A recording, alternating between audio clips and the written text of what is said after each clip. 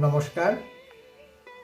শ্যামনগরের মূলাজোরে অবস্থিত ব্রহ্মময়ী কালী মন্দিরের সম্বন্ধে আমরা মোটামুটি অনেকেই জানি। এই ব্রহ্মময়ী কালী মন্দিরের প্রতিষ্ঠা কে করেছিলেন বা এই মন্দিরের ইতিহাস কি, সেটাই আমি তোমাদের সাথে আজকে আলোচনা করব। পাথুরিয়াঘাটার জমিদার ছিলেন গোপীমোহন ঠাকুর। এই গোপীমোহন ঠাকুর কিন্তু কবিগুরু রবীন্দ্রনাথ ঠাকুরের বংশধর, অর্থাৎ পূর্বপুরুষ। গোপীমোহন ঠাকুরের 6জন ছেলে ছিল আর একটি ছোট মেয়ে ছিল, তার একমাত্র কন্যা, কনিষ্ঠা কন্যা, যার নাম ছিল ব্রহ্মময়ী।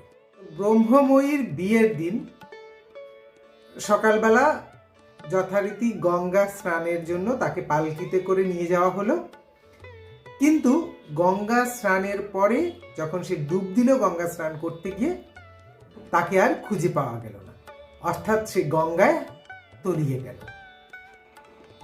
এরপরে তো গোপীমোহন ঠাকুর খুবই অসুস্থ হয়ে পড়লেন, মেয়ের শোকে পাথর হয়ে গেলেন। তখন তিনি একদিন স্বপ্নাদেশ পেলেন যে মেয়ে তাকে বলছে, বাবা, আমি তো কোথাও হারিয়ে যাইনি, আমি মূলাজোরে মাটির মধ্যে কোষ্ঠী পাথর রূপে, মা কালী রূপে অবস্থান করছি। পরের দিনই গোপীমোহন ঠাকুর ছুটে গেলেন। তখন মূলাজোর, অর্থাৎ বর্তমান যেখানে শ্যামনগর, সেই শ্যামনগর ছিল জঙ্গলাকীর্ণ।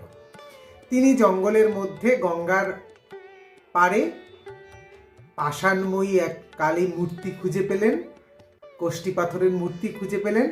তখন তিনি স্থানীয় লোকজনকে ডেকে সেই মূর্তি উদ্ধার করলেন এবং সেখানেই বর্তমান যে নবরত্ন মন্দির, সেই মন্দির প্রতিষ্ঠা করলেন। এভাবেই তার মেয়ে ব্রহ্মময়ী মা কালীর রূপ ধরে ফিরে এসেছিল, যিনি বর্তমানে শ্যামনগরের মূলাজোরে অবস্থান করছেন।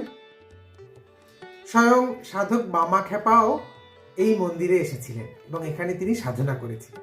আবার রানী রাসমণি ছোটবেলা তার বাবার বাড়ি থেকে যখন কলকাতায় আসতেন, তিনি কিন্তু অনেকবার এই মন্দির দর্শন করেছিলেন। এবং সবথেকে আশ্চর্যের ব্যাপার, এই মন্দির দেখেই কিন্তু উদ্বুদ্ধ হয়ে তিনি দক্ষিণেশ্বরের মন্দির প্রতিষ্ঠা করেছিলেন, অর্থাৎ এই মূলাজোরের মন্দিরের আদলেই কিন্তু দক্ষিণেশ্বরের মন্দির প্রতিষ্ঠা হয়েছিল। আবার এই মন্দিরের সাথে কিন্তু বিখ্যাত সাধক রামপ্রসাদের একটা সম্পর্ক রয়েছে। সেই আলোচনা তোমাদের সাথে পরের ভিডিওতে করব। নমস্কার, সবাই ভালো থাকবে।